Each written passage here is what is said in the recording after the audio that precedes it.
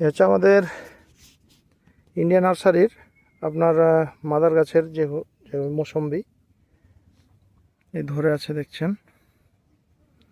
এই গাছ থেকে প্রচুরই পাড়া হয়েছে। এটা হচ্ছে ইয়েলো পাঞ্জাব মালটা।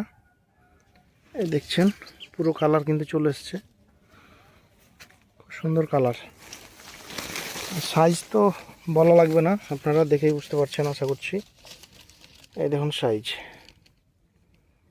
দুর্দান্ত সাইজ, প্রত্যেকটা সাইজ কিন্তু পারফেক্ট।